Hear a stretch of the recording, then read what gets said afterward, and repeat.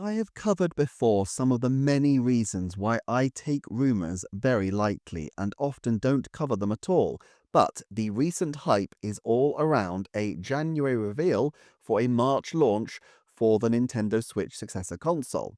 Of course, Nintendo hype cycles are 10 a penny. We had the big hype for reveal in October and before that in September, and back and back and back. We've had different periods where the tantalizing prospect of new hardware just around the corner has been dangled. Like a stopped clock, those rumours will eventually be true, and they may well be true this time, but generally speaking, Nintendo take longer with these things than people often expect.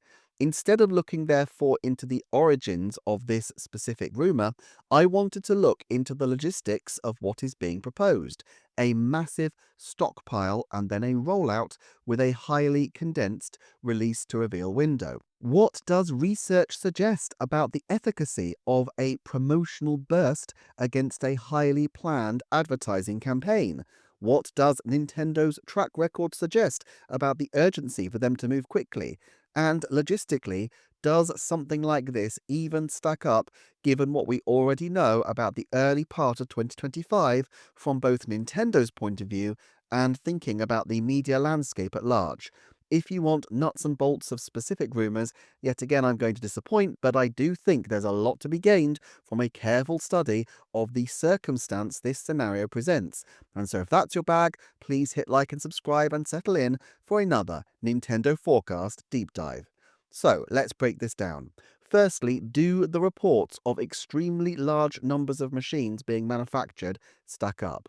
Sure, not only has Shantaro Furukawa mentioned measures to safeguard against scalping, irrespective of whether these specific rumours are grounded and credible, it does make perfect sense strategically. Priority one for Nintendo will be to quickly graduate as many Switch owners as possible to the new hardware. It makes no sense for them to stand on ceremony. The transition period between the two consoles is a tricky time, where new install bases are insufficiently large to generate short-term game sales that are anywhere near as strong as the previous console highs, while the old console will have continued to lose momentum. There is, of course, a risk of Nintendo going large with a console that doesn't then sell. What if it's another Wii U and they end up with a load of unsold inventory? I have occasionally seen people make the comparison to the late era Wii, but the financial situations are completely different. Firstly, even Wii U managed to shift 10 million consoles, albeit over a space of years, but Nintendo in 2012 was at a far lower ebb than it's at today. Nintendo's own graph from their financial data center demonstrates how Nintendo is slowly but surely growing its non-console business, albeit from an incredibly low base, but also how the Switch remains in a strong position in the market even up to the end of the previous financial year. Now, between the financial years ending 2011 and 2012, Nintendo's net sales and profitability dived headfirst off a cliff. And while the first two quarters projections for Nintendo's financial year ending 2025 haven't been a rollicking party time or anything, they've modified forecasts to still put the 2024-2025 financial year solidly above the 2010 to 2011 financial year, which, remember, ended 20 months before the Wii's ill-fated successor turned up. That is to say, even if the Wii U had been a thunderous success, the year that preceded it had already been deeply problematic. Now, granted, 2011 had other issues such as the ill-fated launch of the 3DS and significant foreign exchange losses, but even if 2024 to 25 is the new 2010 to 2011, even the most deeply pessimistic Nintendo watchers do not expect the new system to be releasing in November 2026, which this analogy would suggest. The lesson of this era is that while waiting is important for Nintendo's much vaunted quality, and I personally think they have played the late life Switch extremely well in terms of keeping it rolling along while they give themselves elbow room to work on the next thing. As Shakespeare's Julius Caesar says, there is a time in the affairs of men which, taken at the flood, leads on to fortune. The Wii missed that tide. The Switch successor has every chance, all things being equal, of surfing it away from the shallows and miseries of another Wii U era. But hype bubbles burst, and especially in an algorithmic environment built around the shiny new thing, Nintendo knows that they can secure attention for a short window at least, but what they need to do is to maximize the impact of that. There are limits on their ability to stockpile, of course. They have substantial warehousing space. I reported previously that they used to start stockpiling for the holiday season from July. But obviously, the more they go beyond their usual locations, the greater the risk of leaks and piracy and accrued security costs. Not to say it's not worth it to them, but in many ways, it's really smart to take the point in the year at which the facilities are going to be the most depleted, the end of the holiday season, and maximize their use at this point.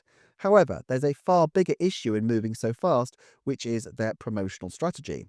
My previous hunch was that Nintendo would need a huge advertising blitz to launch their new system, and that the complexity of this alone would require a far greater lead-in than other systems. It's true that the PlayStation 5 Pro had an 8-week reveal to release cycle, but this was a very different situation, a smaller run boutique console. There are all sorts of risks around leaks, if nothing else, that would come with a short release to reveal window. The major stress of this will be borne by the Nintendo Ninjas in terms of preserving surprises, but they have been in good form lately, with Alamo managing to drop left field, albeit not to major retailers. Previous consoles have had details heavily leaked. Many directs have too, but then again, frankly, the rumour space is so saturated that even if the leaks were spot on, they would be unlikely to be believed anyway. And in terms of retailers, the beauty of launching in the final quarter of the financial year is that many shelves are cleared out, and so retailers are going to be far more receptive to a major launch. Everything should be able to move much more fluidly. However, a major reason to go for an ultra-condensed launch window may be found in an article from the International Journal of Research in Marketing, a 2015 paper entitled The Impact of Pre- and Post-Launch Publicity and Advertising on New Product Sales had some interesting findings. First of all, for clarity, I'm putting on screen this effective overview from Indian Higher Education Institute Jain of the differences between publicity and advertising, and I quote them as well. Advertising and publicity are two terms that are commonly used in the field of marketing and communications. While these two components may be grouped under the same umbrella, there is a fine line that demarcates each one in their respective business functions. While advertising is an activity where a company invests in paid promotions to enhance product and service sales, publicity, on the other hand, is a cost-free endeavor focused on generating awareness about a brand's product or service to enhance its popularity. As you can see, the vulnerability of publicity as a strategy is that it's not something that Nintendo can directly control. They rely heavily on media coverage and decisions, on generating news, and largely this should be cost-free. Advertising, on the other hand, is a much more tightly planned endeavor. So back to the 2015 paper, and I'll quote from the paper's abstract. When companies launch new products, they need to understand the impact of publicity and advertising on sales. What is their relative effectiveness? Do they strengthen each other, have a positive interaction effect, or weaken each other, have a negative interaction effect? Further, does the timing of these activities before or after launch affect their impact on sales? This paper develops hypotheses regarding the elasticities of pre- and post-launch publicity and advertising on sales. The hypotheses are tested on a large-scale empirical dataset that tracks sales, publicity, and advertising for 3,336 video games across 52 weeks, covering the pre- and post-launch phases. The results demonstrate that pre-launch publicity is more effective than pre-launch advertising, but that the reverse is true post-launch. Surprisingly, the analysis reveals a negative interaction effect between pre-launch advertising and publicity, which means that publicity becomes less effective when it is accompanied by higher levels of advertising for the same product. Simulations indicate that companies can gain most sales by focusing on publicity pre-launch, and that there is little benefit from increasing publicity and advertising during the same phase, which is consistent with negative pre-launch and zero post-launch interaction effects. Now, I find this really interesting as it matches almost precisely Nintendo's general strategy over the recent decade. In a previous video, I looked into Nintendo's advertising spend, and curiously, around the launch of the Nintendo Switch in March 2017, their advertising spend was relatively low. It was the holiday season that followed that really started the drumbeat towards much more extensive use of marketing by Nintendo. This really makes a lot of sense if you assume that their strategy is publicity before launch and then advertising afterwards. As the paper says, the distinction between pre- and post-launch effects is especially relevant for industries with short life cycles in which many different new products are frequently introduced. New products in these industries, e.g. movies, video games, books, music, or new technological devices such as the iPad, often experience a peak in demand that occurs immediately after the launch of a product. This peak is then followed by a strongly declining sales curve, initiated by pre-launch awareness of an innovation which is triggered by advertising and/or publicity activities before the product enters the market. Thus, consumers may decide to adopt a new product even before it is available, but have to wait until the product is introduced to the market. For products with these types of diffusion patterns, it is particularly relevant to effectively utilize pre-launch advertising and publicity to drive overall demand, which is substantially influenced by the product's performance during its launch period. And that's the key. A flop launch can be overcome. In fact, Nintendo have overcome this in the past. Look at the 3DS, which stumbled out of the gate but ended up being one of Nintendo's real lifelines through the 2010s, despite never reaching the dizzy heights of the DS or the Switch. Of course, a new console is a little different from a new game. The product lifespan is hoped to be relatively long. It would be disappointing to Nintendo if their new console weren't still making them at least a trickle of sales income a decade hence. The paper notes as well that a key finding of interest is that publicity has longer carryover effects on sales than does advertising. This implies that while the 90% duration interval for advertising is 8 weeks, the effects of publicity on sales persists for 22 weeks. Compared with advertising, publicity's higher source credibility and higher perceived levels of expertness and independence may lead to more enduring effects on consumer memory and purchase behavior. Now, 22 weeks is an interesting length of time. The 3DS and Switch both launched before the end of the 10th week of the year. 22 weeks on from that brings us to the middle of August, and the time window in which advertising spend is usually ramped up for the holiday window, an effective point to hand over from publicity to advertising as the base of promotion for the system. The research suggests that post-launch advertising becomes nearly 3 times more effective than publicity in the short term, but long term, there's not a huge amount of difference. So for Nintendo, is there a benefit to some huge ad campaign at launch? Well, probably no. If you think that you can have a significant enough promotional push to blast everything else out of the water for the period until the end of summer, and then maximize the impact of advertising for short-term goodness in the holiday sales window when the market is most receptive to it. However, if Nintendo's approach is to maximize publicity before launch, then it really relies on them being able to control what is going out to the media, and that means trying to find a window of time that is likely to be clear of any major distractions. There are obvious times when media is going to be difficult to garner. For example, in Japan, the typhoon season between late May and August includes an average 18 incidents a year. Podcasters and former Nintendo of America advertising gurus Kit and Krista have mentioned previously typhoons being a reason why Nintendo has delayed announcements. Quite apart from the loss of life and livelihoods that could follow such an event, it also impacts Nintendo's staff and families and possibly their ability to get their products to market if roads are closed, let alone to create buzz around their products.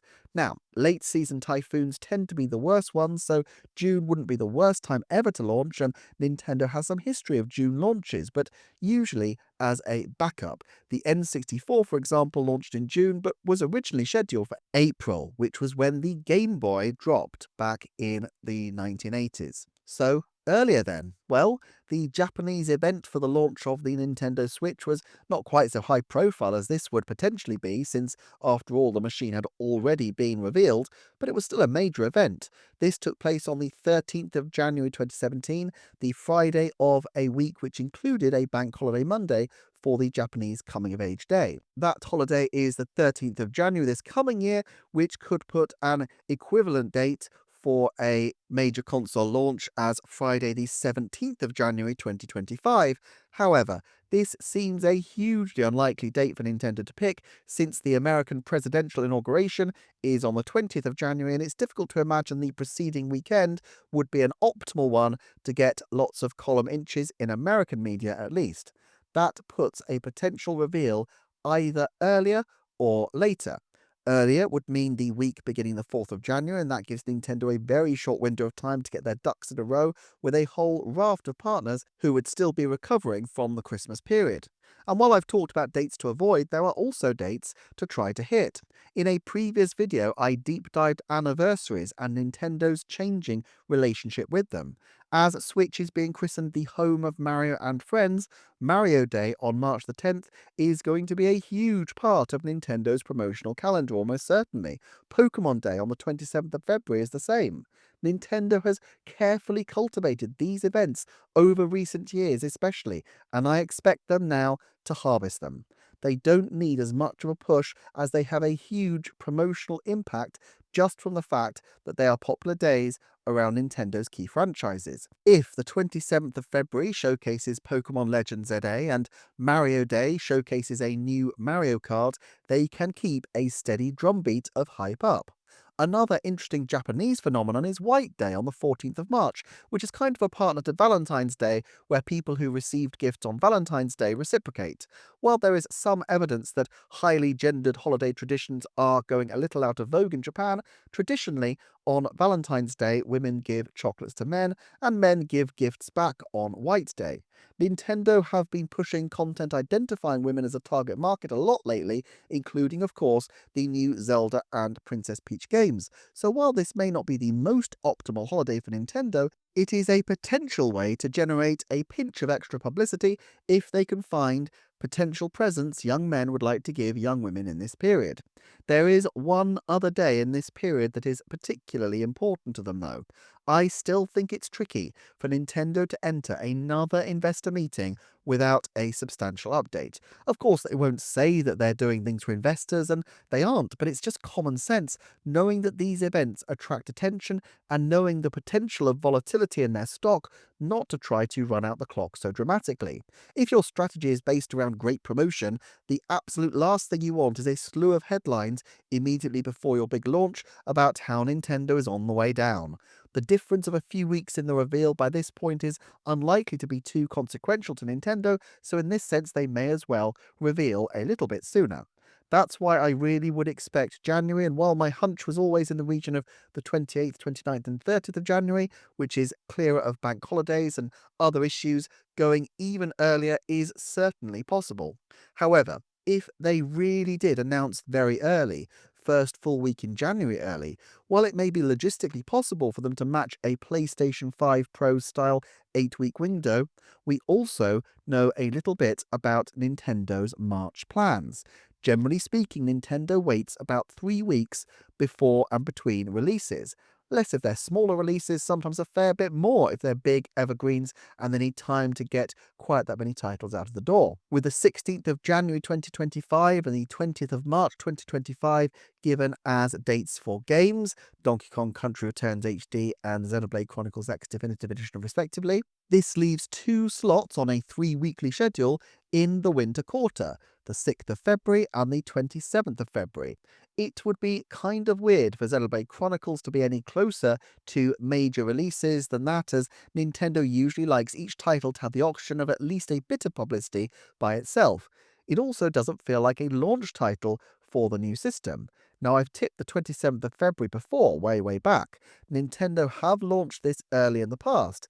The 3DS launched on the 26th of February, and I guess if they really were going down the route of making the hype cycle as short as humanly possible, then an early January reveal and a late February release could work. But if February seems too soon, then where exactly would a launch fit into March?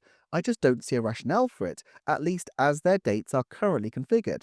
They could change their dates, of course. There's some precedent, with Xenoblade Chronicles 8 changing, as Xenoblade Chronicles 3 and Splatoon 3 swap slots, and it would certainly be a great way to keep things fresh to bring Xenoblade Chronicles forward. I think, though, bringing that game forward to late February and having the machine launch at the end of March would be, yes, plausible, but also very complicated as a scheme, to say nothing of the fact that if you mess around with the release dates, you're risking people confused about the launch window of your games, and you can actually hurt your games. Nintendo didn't need to put a date on the game after all when they announced it, so I don't see why they would have put one out that they knew they were likely to change only a few weeks later. Another issue to consider is that Nintendo does have a track record of this kind of thing, and they have a favourite window of time to use. To use just a few examples, Mario and Luigi Brothership and Metroid Dread were both announced in June and released in October. Xenoblade Chronicles X Definitive Edition was announced in October for a release in March. 4 to 5 month windows is their standard. It is rare with their games to shorten that window, and if anything with their major titles, Zelda Tears of the Kingdom, Splatoon 3, Animal Crossing's New Horizons, the cycle is usually longer. Well, we know the system hype cycle won't be years long, but what's the rationale for going drastically smaller when 4 to 5 months has worked well for them so far? Certainly, I've long thought that 4 to 5 months would be the likely window, and it fits with the October to March Switch reveal back in the day. It also fits with that 22-week window mentioned earlier, during which publicity has its maximum effect. But actually, if you have a launch title that needs no introduction, a new Mario Kart, say, and a product which conveys itself very clearly, such as an iterative Switch upgrade, then there is precedent with Nintendo for being far more aggressive. For example, the Super Mario 3D All-Stars Collection. This was odd because it was limited edition, but I think in an odd way it presaged the kind of thing that they would love to be able to do with a new system. They knew the game would need the barest shred of publicity, and so announcing it 16 days before it launched was fine. The game scooped over 9 million sales in 6 months from a standing start, and by making it limited edition, they were able to simulate the concerns about scarcity that a new console would face early on. I think this launch proved that for the right game, for games which do need no introduction, you surprisingly enough don't need an introduction. So, where does that leave us? I think a reveal before Pokemon Day and Mario Day has to be locked on, and I see no reason, if it's this early, not to do it before the financial report as well. Now, if, and it's a big if, Nintendo can condense their reveal to release window down as much as possible, I think it would be very effective, as they can maintain a roar of publicity for a short window and give the new console a truly impactful launch. They also need to think in terms of maximizing sales volume, of daisy chaining a sequence of promotional opportunities and then having a succession of sales opportunities after launch. For this reason, I also don't think Nintendo will, for preference, want to release after Golden Week if it can possibly help it. It's not that Nintendo always or even often has a major game out right before this window. In fact, April is generally a quiet month for them, but it's a high profile for sales, and it coincides very roughly with the Easter holidays in the West as well. And actually, I would argue that the Golden Week game is usually the one released right at the end of March, which is often a major title for Nintendo. Animal Crossing New Horizons, Monster Hunter Rise, and others often taking this spot, including a number of titles with a particular appeal in Japan specifically, such as Kirby and the forthcoming Xenoblade Chronicles X. It makes sense if you expect a huge crowd of people to be buying your product on day one to place the release a little ahead of time. Late April would not make sense, as it's too close to the start of Golden Week on the 29th of April, and also misses the Easter window in the West, which is on the 20th of April 2025 this coming year. But releasing right before Easter is a bad move as well. Many countries with strong Christian traditions, including Germany, where Nintendo Europe is based, have laws mandating the closure of shops on Good Friday itself. Earlier then, if Nintendo really want to maximize the Happy Days Are Here Again narrative in their Q1 sales numbers, having a full or near to full quarter of sales for the new system would make some sense. So the first or second week in April cannot be ruled out. However, I don't think they'll want to crush Xenoblade Chronicles X, and I think 3 weeks either side of that game are unlikely, and 3 weeks before that takes us to the 27th of February. If they announce early January and release at the end of February, that's an act of aggression in terms of seeking promotion that would have to be seen to be believed, but also February puts their promotional events, Pokemon Day and Mario Day, on the wrong side of the promotion to advertising divide, so I don't think it necessarily makes sense to release prior to Mario Day. All of which makes me think that the 10th of April or that week feels credible if, and it's a huge if, but if they really can pull off such a condensed hype cycle. Announce, let's say, 30th of January and release 10 weeks later. It's not quite as condensed as the PlayStation 5 Pro launch, but it's significantly more aggressive than anything Nintendo has done before with such a major console.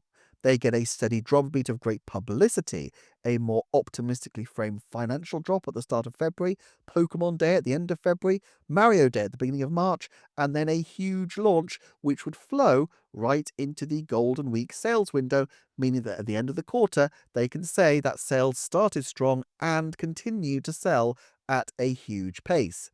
If not, I think we're looking more at a June release after the Golden Week buzz has died down, early June perhaps, before we run into the rainy season with their publicity schedule. But this isn't completely perfect, as Nintendo doesn't have as many promotional opportunities in this window, and they can't necessarily continue the sales train quite as long, given that sales tend to dip a little bit in the middle of summer. They may not need to worry about those promotional opportunities, of course. They may feel that having a longer runtime for pre-orders to build would be an effective use of this stretch of time. But the fact is, I think there will be a lot of people who want to buy the new Nintendo console on day one anyway. In terms of my overall forecasting, not much has changed from previous videos, except that I now think a reveal to release window of less than 5 months is 70% likely, and I actually think a hype window of less than 3 months is 50% likely. The playlist on screen right now goes into a lot more detail on various aspects of the Switch successor's potential launch, and also check out the video on Nintendo's anniversaries, which is relevant to this conversation. Thanks for watching, thanks to the channel's Patreon supporters, and please do like, share, comment, subscribe. I look forward to seeing you soon for another Nintendo Forecast.